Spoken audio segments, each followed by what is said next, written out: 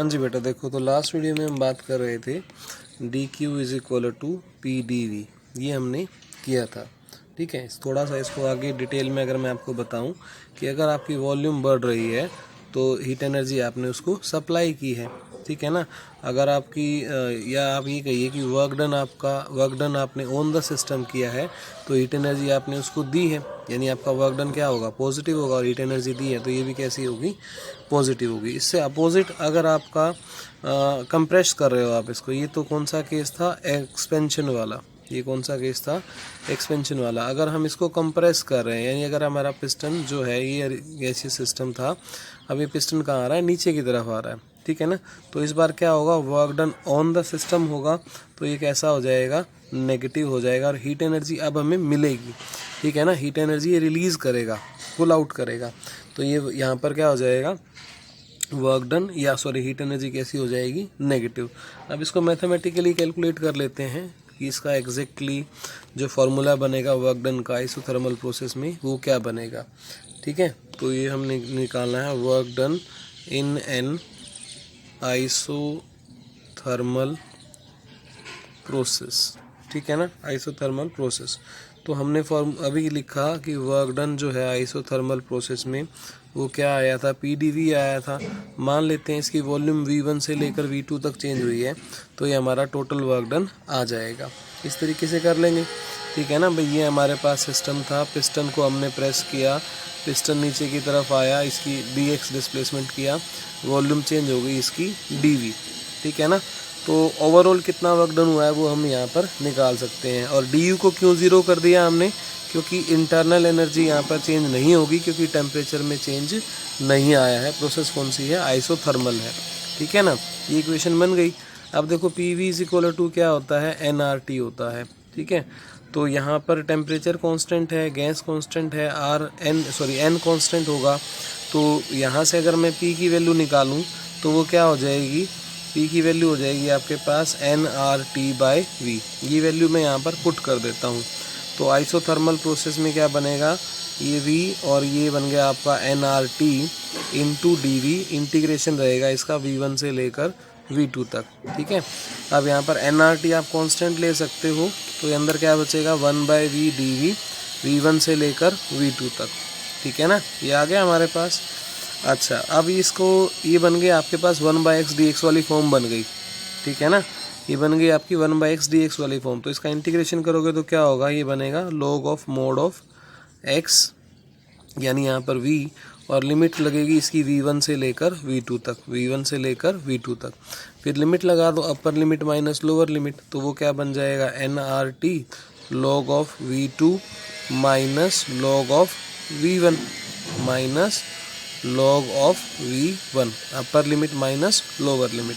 अब एक और फॉर्मूला लगेगा यहाँ पर log m minus log n का, जो कि क्या होता है, log m/n होता है। तो ये क्या बन जाएगा आपके पास, NRT log ऑफ V2/V1, ये बन जाएगा। ठीक है ना, आप चाहो तो इसको ऐसे भी लिख सकते हो, प्रेशर की फॉर्म में भी इसको लिखा जा सकता है। ये आपका टोटल वर्क डन आ गया आइसोथर्मल प्रोसेस का।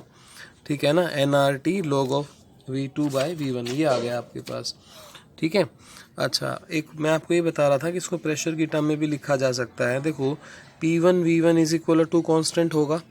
आइडियल गैस इक्वेशन की अगर बात करें, इक्वेशन ऑफ स्टेट आइसोथर्मल में ये बनेगी।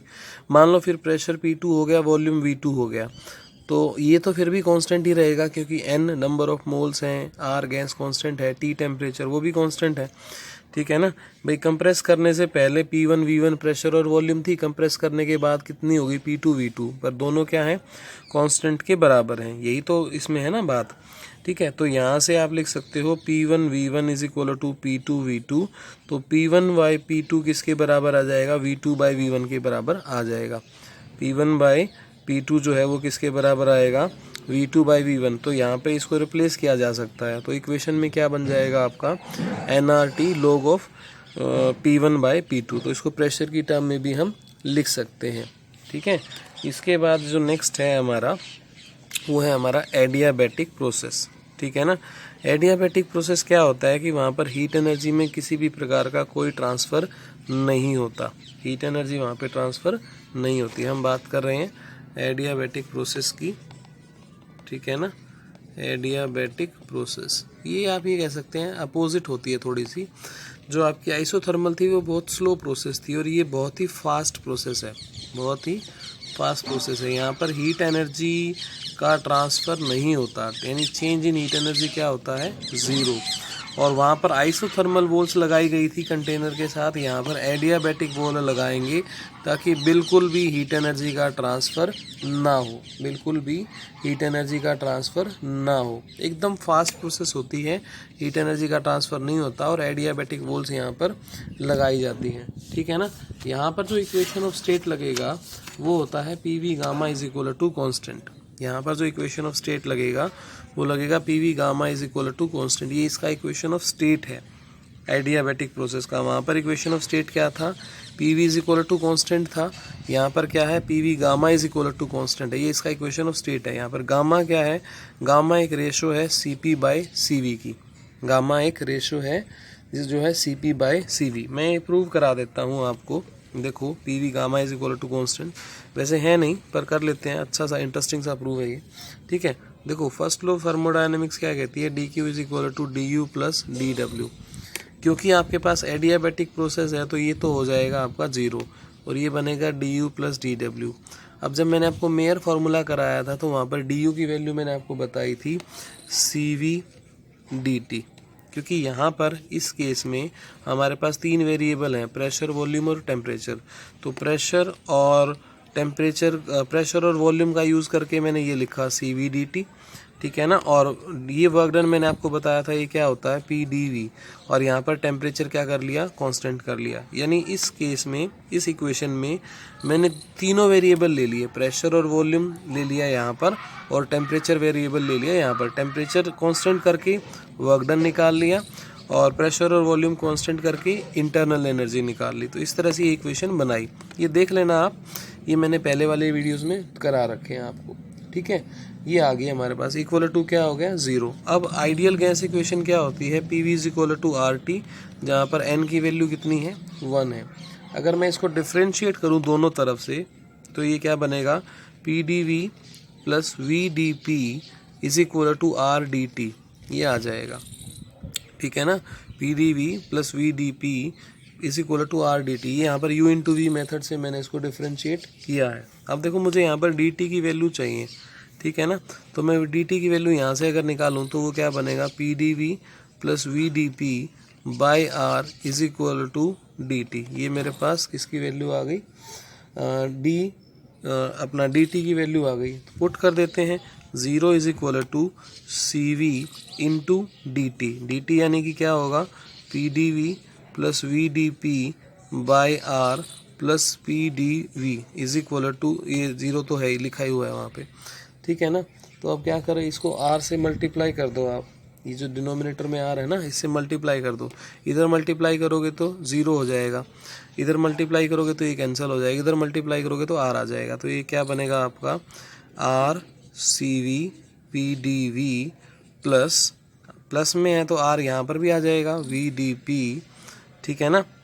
और ये सी वी भी आएगा यहाँ पर, सी वी, मैं इसको लिख देता हूँ, C V V D P into R plus R P D V. ये क्योंकि ये सी वी भी तो अंदर मल्टीप्लाई होगा ना और आर भी अंदर मल्टीप्लाई होगा, ठीक है ना।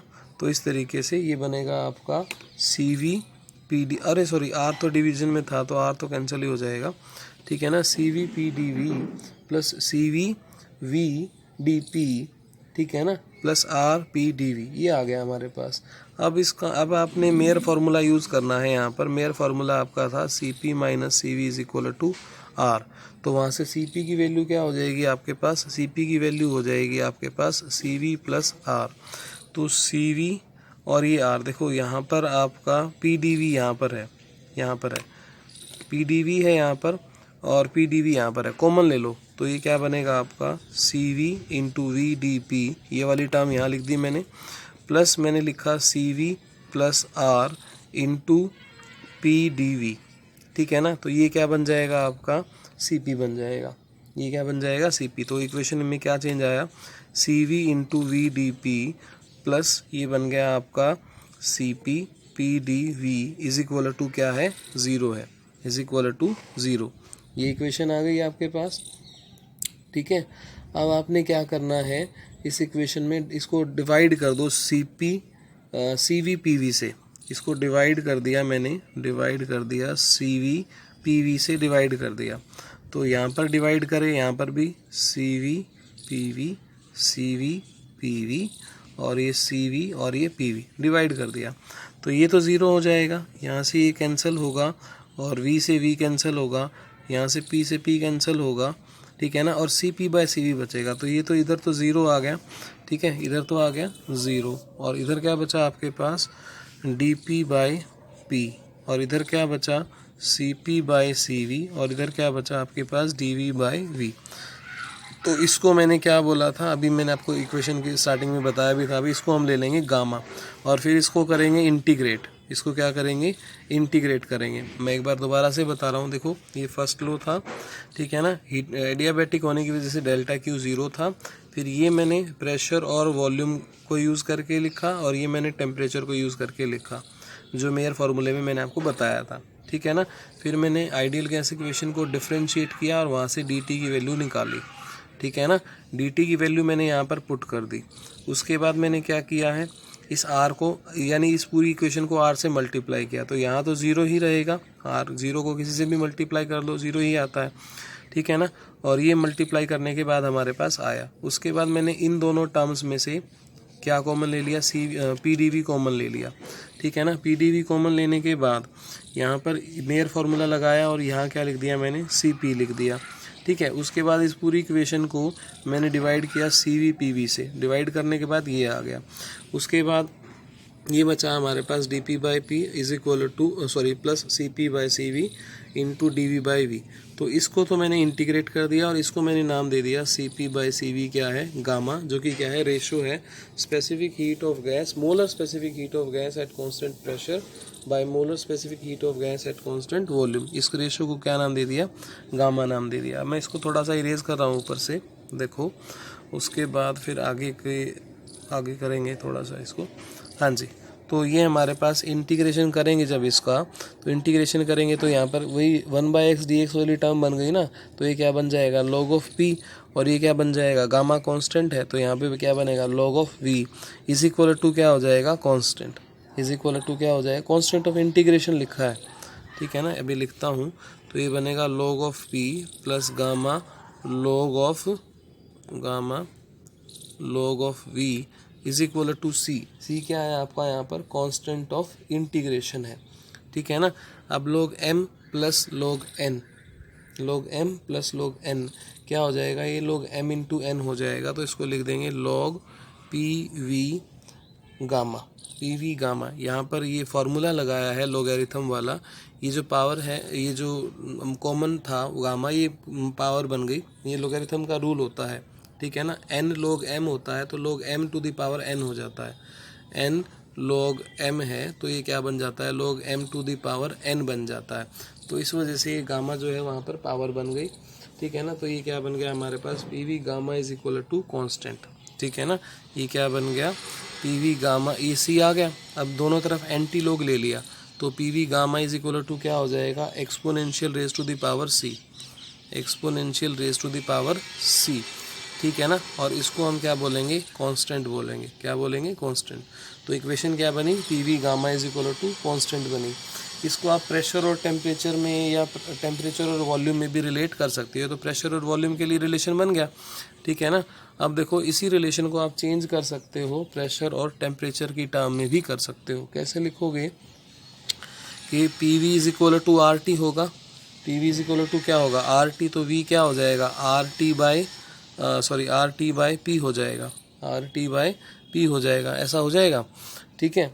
अच्छा, अब हम क्या करेंगे, प्रेशर यहाँ पर वॉल्यूम की वैल्यू पुट कर देंगे इस इक्वेशन में। तो P और V की वैल्यू क्या है, गामा, यानी आर टी बाई पी उसकी power gamma is equal to constant. मैंने क्या किया, वॉल्यूम की वैल्यू यहाँ पर पुट कर दी, आर टी बाई पी। तो ये क्या बनेगा, P इंटू आर की पावर गामा, T की पावर गामा, P की पावर गामा, ठीक है, इज इक्वल टू के। तो ये ऊपर आएगा, इसको ऊपर लाएंगे तो क्या बन जाएगा, पी की पावर तो 1 है और टी की पावर क्या पी की पावर क्या हो जाएगी 1 माइनस गामा, क्योंकि यहाँ पर पावर 1 है और नीचे क्या है गामा है, ठीक है ना। और आर और टी, आर भी कांस्टेंट है और टी भी कांस्टेंट है, आर भी कांस्टेंट है और टी टी तो कांस्टेंट नहीं है, आर कांस्टेंट है यहाँ पर, ठीक है। तो इक्वेशन क्या बनेगी यहाँ पर, पी की पावर 1 माइनस गामा, इसको ऊपर ले गए, और टी की power gamma is equal to K by R की पावर गामा। अब बेटा सीधी सी बात है, आर गैस कांस्टेंट है, उसकी कोई पावर ले ली हमने तो वो भी तो कांस्टेंट ही आएगा ना। तो इक्वेशन क्या बनी, पी की पावर 1 माइनस गामा और टी की पावर गामा। ये एडियाबैटिक रिलेशन हो गई प्रेशर और टेम्परेचर के लिए। इसी तरह से आप टेम्परेचर और वॉल्यूम के लिए भी निकाल सकते हो। फिर क्या करोगे, देखो उसमें फिर से यही आइडियल गैस इक्वेशन यूज़ होगी, P V is equal to R T, और यहाँ से प्रेशर की वैल्यू निकाल लो तो आर टी बाई वी आ गया। अब ये प्रेशर की वैल्यू यहाँ पर सब्स्टिट्यूट कर दो तो ये क्या बनेगा, R T by V into V की power gamma is equal to constant. तो R T as it is और वी की पावर क्या हो जाएगा गामा -1, क्योंकि अब ये 1 पावर है नीचे, ऊपर जाएगी तो -1 हो जाएगी, इज इक्वल टू के। तो इस आर को इधर डिवाइड कर दो तो टी वी गामा -1 के बाय आर, तो ये तो फिर से कोई कांस्टेंट आ गया। तो रिलेशन क्या बनी, टी वी की पावर गामा -1। एक बनाई मैंने पी की पावर 1 माइनस गामा टी की power gamma is equal to constant, और एक आपको बताया पी वी की power gamma is equal to constant. तो ये आपके पास 3 रिलेशन बन गई, प्रेशर वॉल्यूम की टर्म में एडियाबैटिक इक्वेशन के लिए, टेम्परेचर वॉल्यूम की टर्म में एडियाबैटिक के लिए, प्रेशर और टेम्परेचर की टर्म में एडियाबैटिक के लिए, ठीक है ना। इसके बाद नेक्स्ट वीडियो में मैं आपको वर्क डन इसका बताऊंगा, ठीक है।